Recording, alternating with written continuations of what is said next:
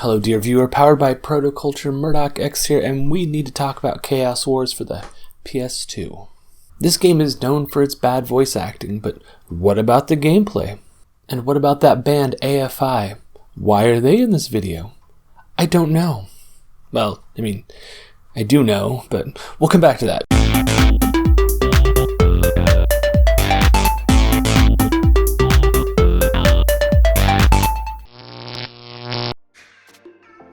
Chaos Wars, a Japanese turn-based strategy role-playing game based off of characters from 4 different video game companies. It was a long shot that this game was released in North America. There were a lot of situations that could have held this game back, such as being the final title published by O3 Entertainment, or that it was a GameStop exclusive, or that the characters in this game are from titles that were never released here, and of course, the voice acting. Speaking of which, there's plenty of cringe-inducing voice work that will be sprinkled throughout this video. Strap in, dear viewer. I have a theory about why we got this bad dub and why that might be a good thing, but we'll come back to that. Do you want to go see him? We can go to Toiletram Island via the gate terminal.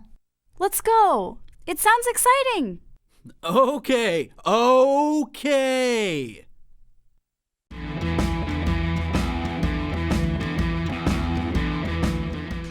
Let's start with discussing the company that brought this game to North America, O3 Entertainment.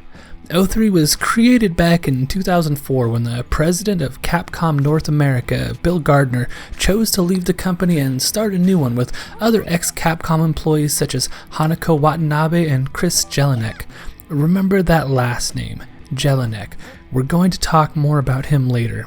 The first game that O3 Entertainment published was the wildly successful Alien Hominid. It's crazy that this Flash game was able to find success on consoles like this.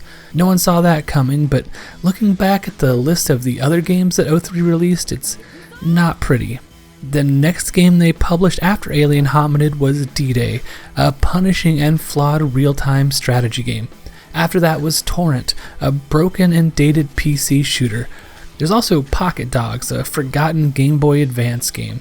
The list goes on, but it ends with Chaos Wars, the last game ever published by O3 Entertainment. Quick note, they released a PC game called Medieval Lords Build, Defend, Expand, and that looks interesting. It's on abandonware sites, and I plan on checking it out at some point. I don't know how they chose which games to publish, but maybe this one is a hidden gem in that otherwise spotty lineup. Hey, Rin. Yes, Yoma? Can I have some of that water? No, not yet. You just had some. Don't be so greedy. Don't you have any more? Oops. Someone's on the ground here. Bring some water. Here, drink this. Thank you.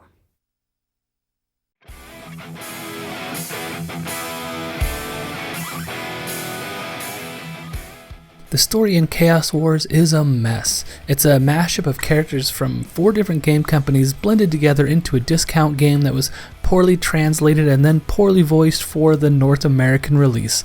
Let's watch the game intro.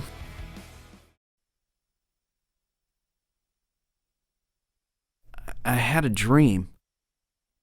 The mountain behind the school, there is this pillar of light from the hillside. I saw a mysterious world over the pillar. I found the world in back of the cave on the hillside.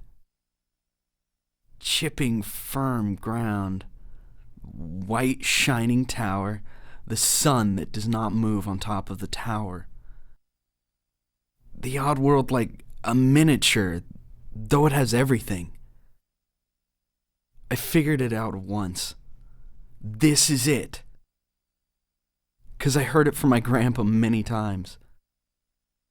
There is a hidden cave in the mountains. The founder of the Kusaka came through the shrine behind it from another world. If you pray to that god, any wish is said to be granted.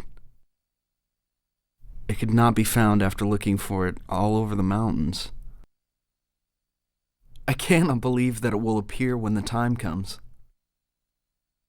I thought it was absurd. That's why I wanted to confirm. No way that such a thing exists. This story has no relations with any existing works, it says, while showing characters from existing works. I suppose that's one way to start a game, but let's break down what our narrator is saying. I had a dream. Okay, we're in a dream sequence. Got it. The mountain behind the school. There is this pillar of light from the hillside. We see a city with a pillar of light, but we're told it's from a hillside behind a school. I saw a mysterious world over the pillar. Up in the sky, above the pillar of light, is a world in this dream that's in a mountainside and not the city. I found the world in the back of the cave on the hillside. I thought the world was in the sky above the pillar. Now it's in the cave. Chipping from ground, white, shining tower. The sun that does not move on top of the tower. Chipping firm ground. If the ground is chipped, it's not firm at all. The sun doesn't move on top of the tower, so that means we're not in the cave then, right? The odd world like a miniature, though it has everything. I have no idea what the narrator is trying to say here. I figured it out at once. This is it, because I heard it from my grandpa many times. Okay, so this makes sense. The dream is something his grandfather told him about. There is a hidden cave in the mountains. The founder of the Kusaka came through the shrine behind it from another world. What? The Kusaka? A shrine? Is the cave a shrine? Are we talking about the miniature city with everything that has an unmoving sun in the sky in a cave? Let's have a quick discussion about the Japanese language. It's common for Japanese folks to leave the subject out of a sentence if it can be determined through context. For example, if you're telling a friend you went to the park, you would say, "went to the park last night," rather than "I went to the park last night," as it's easy to deduce who you're talking about. My guess is that in this list of nonsense translations, part of the problem is that the translator didn't bother to add the subject of the sentences. But there's more to the intro. Let's keep going. If you pray to that god, any wish is said to be granted. What god? No god has been mentioned. What the fuck are you talking about? It could not be found after looking for it all over the mountains. What couldn't be found? The god? The city? The cave? The grandfather? I can't believe that it will appear when the time comes. Again, what will appear? I thought it was absurd. That's why I wanted to confirm. No way that such a thing exists. Fuck it. Let's just plow through this with some assumptions. There's a city in the sky, but a god is missing. We know this because Grandpa said so. There's a cave portal that leads to this land, but our hero is going to double check things to see if they add up. The image used in the game shows a cityscape rather than a mountain behind a school. The story here was likely changed at some point, with this image having already been created. I suspect there wasn't enough time or money to create a new graphic that fit. Also, let's assume that this is our protagonist Hyoma narrating this. As frustrating as this opening is, the voice work here is good. For a game known for lousy voice acting, this is a decent start. But then we get a taste of the North American voice talent. I had a dream. I saw light shooting out of the mountain, and there was a cave. Whoa! Was that there before? Is that what we're looking for? That's exactly how it was in my dream. Are you serious? Wait, but there was nothing here before. Did you make this cave, Hyoma? Right, like I've got time to go around digging caves to trick you. Let's check it out. It took us forever to find this place, but still it looks like no treasure. What's this? A computer or something? Maybe we can sell it at Akihabara. Idiot. So, is this the thing that makes wishes come true? Let's see. These lines... are these letters? How does it work? Shizuku? Did you say something? No. Why? What? It's moving! Hey, what's this? Some kind of warning? A scarecrow. Or something. Kind of pointless, though. Down here with no crows. No time for jokes! What's going on here? I'm afraid to ask anyway.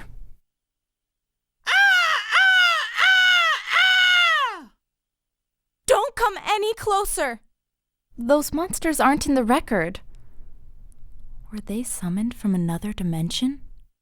It's too late to find out anyway. That's the end of them. Hi, Gate Master. Long time no see. You? What are you doing here? I'm Yoichi of the Lewin. I know you well, Gate Master. I can't tell you why I'm here. Let's just say I was looking for someone to play with.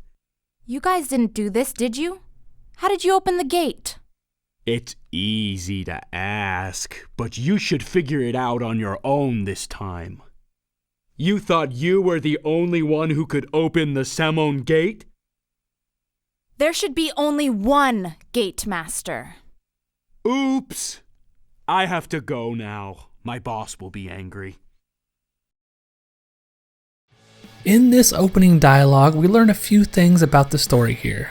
First, there's treasure for some reason. Second, Hyoma is a dick. Third, the cave can make dreams come true.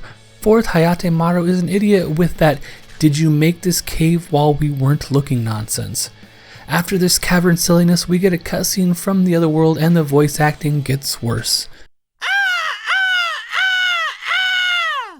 Now that the intro story has been told, we are thrown into the tutorial during which our protagonist from Earth finds himself in the new world of India. Now I think I've got my head around this different dimensions business, but how do I get back to Tokyo? What's Tokyo? The world I came from. How do I get back to where I came from? Oh, that. Well, the thing is... Another one! Let's meet up with my friend from around here. Okay, where?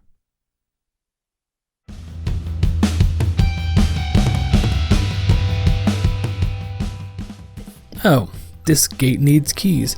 Only then can it be used to kidnap people from other dimensions. Luckily, most of these dimensions are video game worlds. Unfortunately though, one of the Earthlings that got pulled into the world of India is Hyoma. Hyoma the Dick. Throughout the game, we the player are tasked with finding more keys, unlocking new gates, kidnapping more people, and progressing the story. Turn-based strategy games like Disgaea and Final Fantasy Tactics are amazing. I have been looking forward to getting my hands on this game for some time. Now that I've spent some time with this game, I can say it's not for me, but there are some clever game mechanics that we need to talk about. That's right. I was deeply moved by his ideology and joined his army. My supreme goal is to become a battleship cannon, big, powerful, and manly. That is the greatest and truest symbol of power.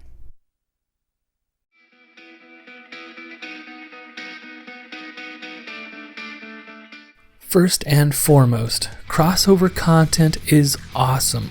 I love seeing fictional characters that I enjoy interacting with each other. Having said that, I'm not terribly familiar with any of these games that these characters are from. Some because they weren't released in North America like most of the Spectral Force games, and some because I haven't spent much time with them yet, such as the Shadow Hearts titles. For me, the most important part of a video game is the gameplay. I often find myself skipping the story bits so that I can jump back into that beautiful grind. Games like the first Disgaea and Final Fantasy Tactics are an exception to this. Those games have an amazing story to tell, but if I hadn't been recording my gameplay footage for this video, I would have changed the settings to play the Japanese dialogue and skipped all of the story segments. So let's talk about the gameplay. Chaos Wars abandons that old checkerboard tile system and movement. Gone are grid-based attacks replaced in this game with geometric shapes. These attack abilities are a bit different than the standard strategy genre fare. The first thing to notice about these attacks are that they only target opponents. If our attack has a giant area of effect, we won't have to worry about where our allies are located as they will not be hit. This takes away some of the strategy, but that's more of a micromanagement issue. Perhaps this is for the best. You be the judge. One problem that I did run into is that if an opponent is nestled away in a trench, they can be very difficult to hit as few attacks go below the caster's height level. In one stage there was an opponent who found their way into a little nook and I couldn't get any of my players down in there with them. Also of note, The collision detecting for characters is a bit funky in Chaos Wars. You can see these circles below the characters. They're not allowed to overlap with the circles of opponents or player characters when selecting where to move to, but the real circle that is used for collision detecting is larger than the one that we see. It's finicky, but it's not difficult to get used to, but in this situation, it stands out like a sore thumb. Hey, wait. Just wait a second. Hey, listen to me, okay? I broke your cup, and I know that was your favorite cup, too. I do feel slightly bad. I'm even considering apologizing. So let's just calm down. And you stop punching me with the iron ball in your fist. Hey, you're not Tyria. Who are you? I'm Hayatamaru. Who are you? I'm the king of Alutad. King Tanati.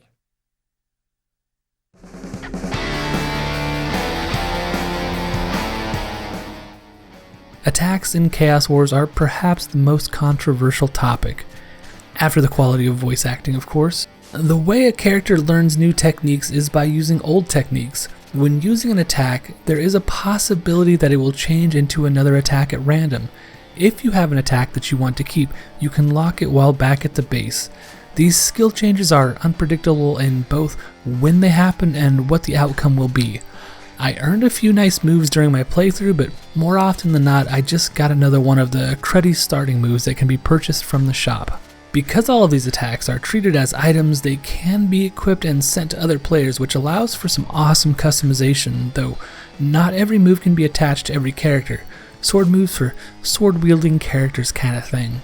This, dear viewer, is one of the big draws to Chaos Wars, a customizable ability system with a little bit of risk versus reward.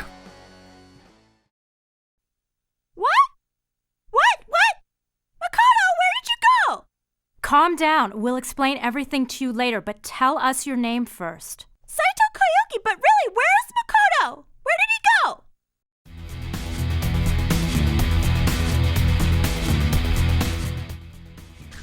While the attack abilities being treated like equipable items is a good thing, the flip side of this coin is every other item. The characters that are kidnapped throughout this game come pre-equipped with items like weapons and armor. New weapons and armor are earned through battles and may be purchased from the shop. There's one glaring problem here though. All of the items earned from battle, as well as the items that may be purchased from the shop, are worse than the ones that come pre-equipped on the characters. The only reason to swap out a weapon with one that you gained from a battle or the shop is if you want to make your game more difficult by giving the character weaker gear.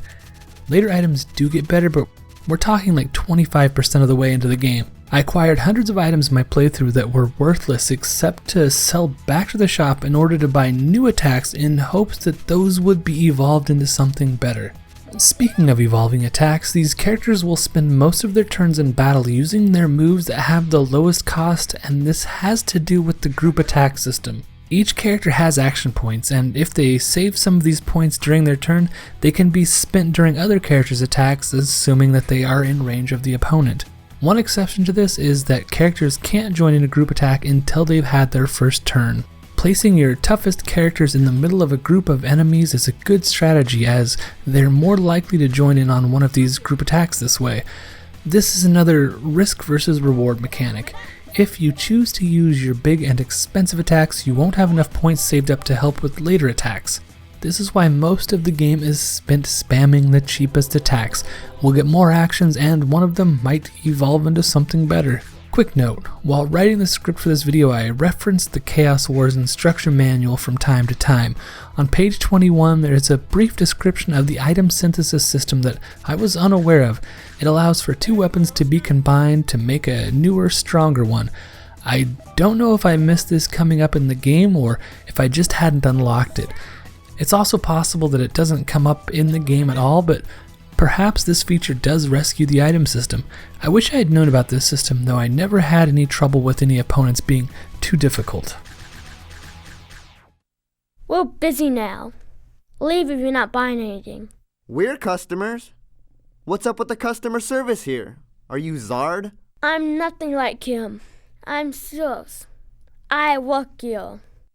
Watch your mouth. He's your boss after all. You guys can wait on the couch over there.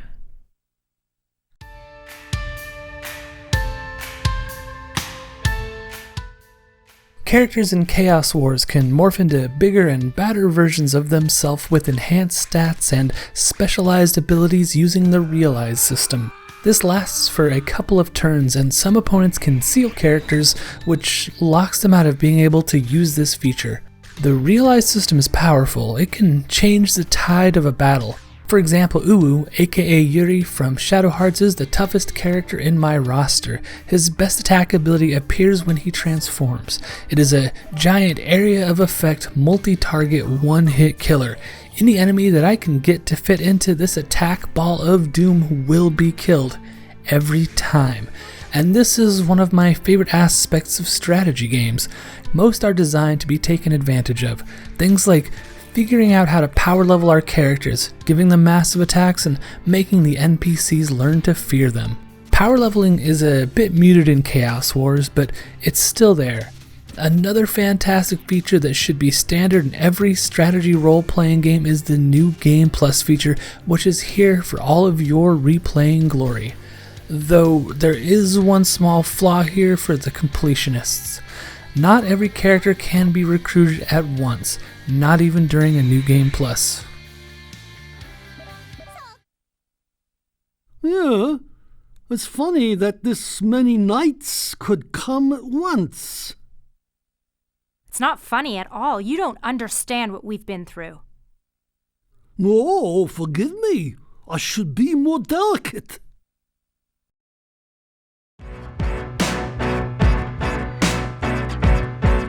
As we progress through the story, we are able to recruit more characters from a plethora of franchises. The standard way that this is done is to complete a story mission. This rewards us with a key which, when entered into the gate machine, then kidnaps a person or two from their homeworld and recruits them to your cause. The standard dialogue for these situations goes something like this. Where am I? India. How do I get back home? We don't know. Join us. Okay, I will. On the other hand, there are times where in order to progress the story, we will need to talk to a specific character at the base, and this is another one of the problems with Chaos Wars. There are only 3 of these characters around at any given time, and which 3 are determined at random. The character that we need to speak with in order to progress the story may not be around. Our options to fix this are to partake in a random battle and hope that they're around when we come back, or just exit to the title screen from the menu and reload the game. At one point, I had to do this 3 times to get the character I needed. Yoma, what are you doing? I was bored, so I'm trying to figure out how to use this terminal. You are getting the most out of this world, aren't you? So did you find anything interesting on that internet?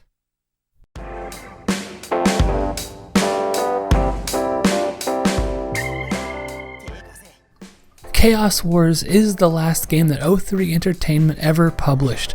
They did have other projects that were in the works around this time, but those were all cancelled. Chaos Wars suffered from many delays before its eventual release, and let's take a moment to appreciate the mess that is the back of the game case.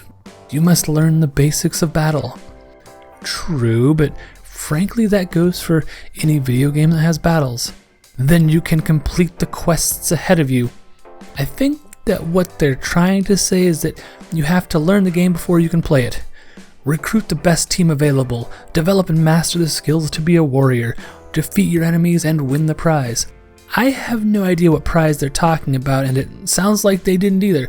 I do want to mention that the instruction manual and this case artwork have these barcodes. The manual pages also have these long sets of numbers in the margin. This gets my puzzle solving senses all tingly, but I haven't checked to see if there's anything to it. I assume there isn't. And even if there is, this company has been gone for over 12 years at this point. I'm Asagi Mika. Call me Mika. He's grave. We were in this desert all of a sudden. We weren't prepared for this, you know? Wow. That makes you knights too, then. What? Knights? Save the feel-good introductions for later. Something's approaching. I haven't felt this cruel of a vibe for a long time.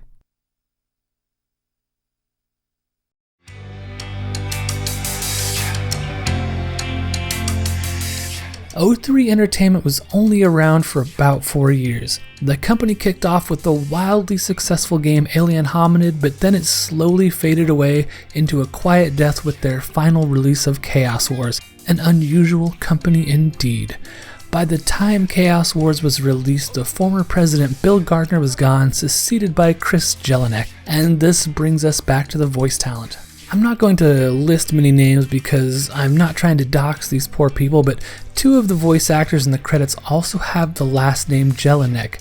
It is believed that these are likely relatives, but I wasn't able to find any direct evidence of this. And this brings us to the topic of nepotism. If you're not familiar with this term, it's when a person in power recruits their family members rather than qualified individuals. It comes from when members of the clergy had a habit of promoting nephews to seats of power. This is a practice that is frowned upon as it leads to loyalty to power rather than aptitude for the job. Having said that, I'd like to share my theory about why this bad voice acting is good.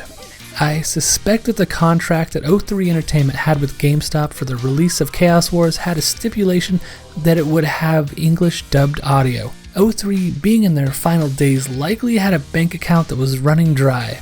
It's hard to make a profit selling games that people hate, such as the previous release Torrent.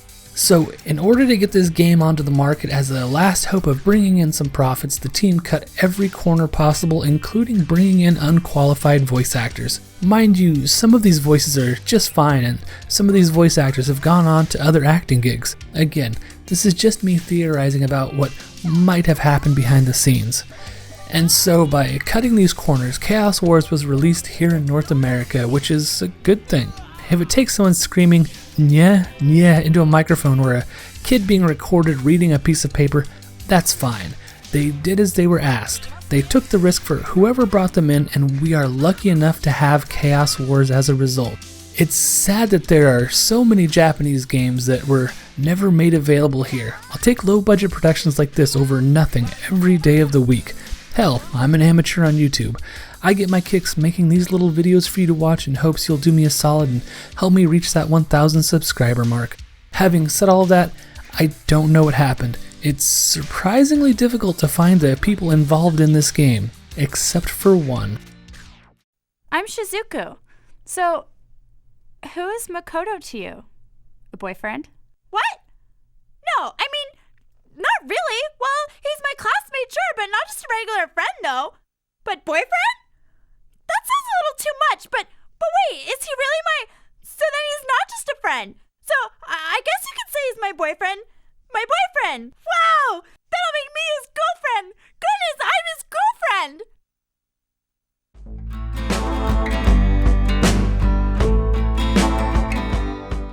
There are credits in the game manual, but they don't say which actors played which characters.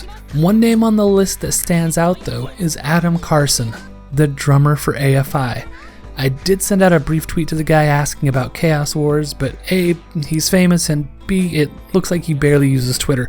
I don't expect a response, and I hope that the folks behind these voices haven't been given too much crap. I mentioned before that the company that published this game was named O3 Entertainment.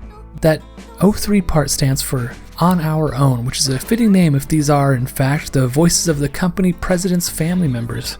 There is more than just these voice actors as well. Some strange editing decisions were made, like these weird gaps between sentences. But what are we gonna do, Grave? We're in a parallel world now. Also, there are times where the in-game text doesn't match what the voices are saying. Wait a sec. This sounds too easy to be for real. The worst part with all of this audio nonsense, though, is this mess where someone just kind of mumbled their way through some text they were having trouble with. Yes, sir. It's Kushima Emily. Make our sortie. And finally, adults making bad decisions is one thing, but asking a kid to jump in feels wrong. Then again, I truly have no idea what went on behind the scenes here. But back to the game. In the corner of the screen is the sun phase dial. According to the manual, the brighter that the sun is, the stronger the monsters become. I have no idea how this works, and I didn't notice any effects during my gameplay, but I mean, the manual says it's a thing. Maybe this has to do with that weird unmoving sun quote from the game intro. On the topic of dials, when using the character Uru's most powerful realize attack, he has a dial that pops up where we are tasked with trying to hit the X button while this bar goes through the action zones. He's the only character I ran into with an ability like this, and I assume it's a reference to the game that he's from. But it stands out. It feels like they plan to bring in game mechanics from other games, but this is the only one that made it in before they cut that idea. You guys are just a bunch of losers. Good night. What? We've had it with you.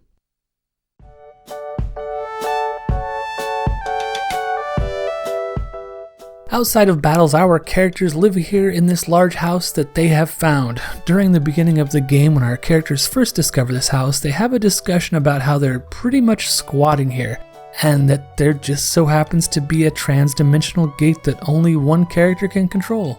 From this gate, we can turn in keys to unlock new characters and new battle areas. This gate is also where the shop is for buying new attacks and items. Quick note though, a feature that I didn't know was available here until I read the instruction manual is that you can swap out your main characters with your sub-characters. I wish that I had known about this before. About a quarter of the way into the game, I acquired a new character named Rocket Billy Red Cadillac who has some sweet attacks, but I couldn't figure out how to bring him into battle. He was stuck in this sub-character screen, which isn't accessible when choosing fighters. I mention this in case you, dear viewer, ever decide that you would like to try out this game. It's important to know.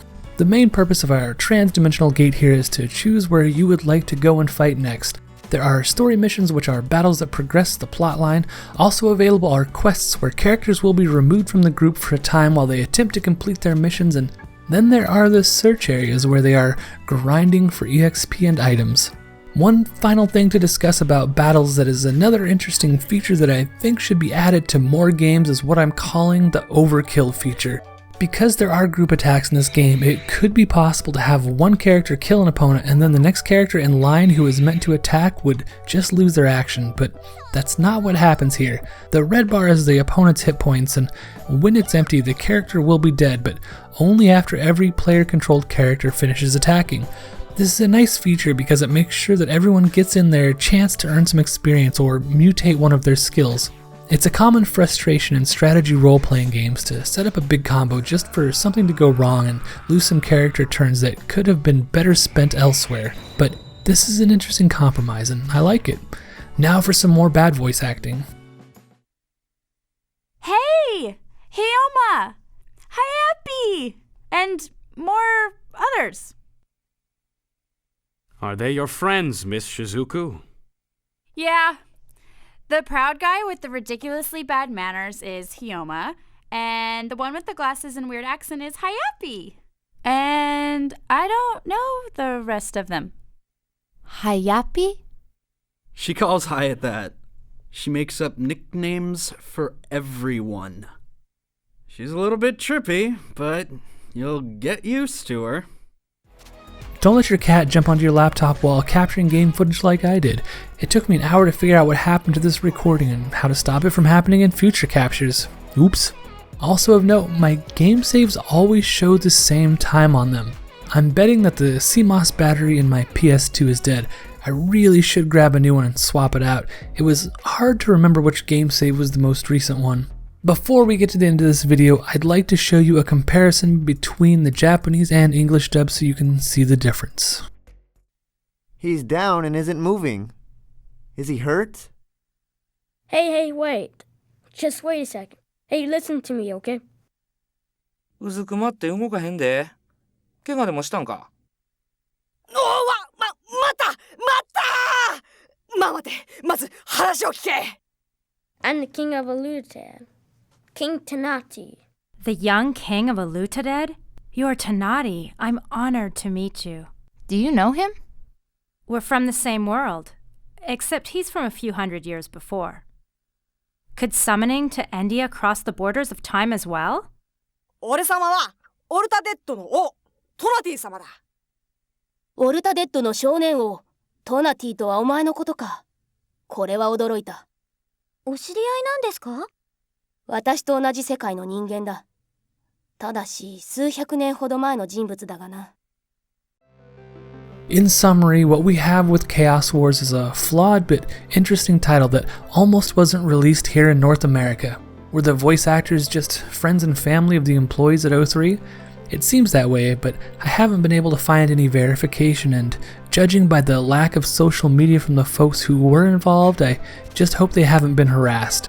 Don't harass people. And if you're a game collector, pick up a copy of this infamous title. People really do love this game, and the option to change the voices to the Japanese dialogue is there. This game has its flaws, but it also has a pack of loyal fans. Plus the voice acting. I'm just gonna let this video end with a montage of some of the highlights. Thank you for watching and subscribing. The world I came from. How do I get back to where I came from? He's not after me, Uru. How did I not know about such a powerful man? Yes, sir. Itsukushima Emily, make a sortie. I broke your cup, and I know that was your favorite cup too. There's no way back. I can't go back to Aludida. Celia isn't here. Nice. We've finally got a plan. Oops. Someone's on the ground here. Bring some water. Thank you. You've gotten more sarcastic, too. I won't surrender, but I will save the best for last. I don't understand the logic of it, though. What? We're having a date next week. Our first one. Fine. Switch exercise to execute. Attack! I'm fine. I thank you, lady. Have we met before? Galeno? You kids know Galeno? You are getting the most out of this world, aren't you? So did you find anything interesting on that internet? Okay. You guys are so out there. We're looking for Zard. We're busy now. Leave if you're not buying anything. Oh, forgive me. I should be more delicate.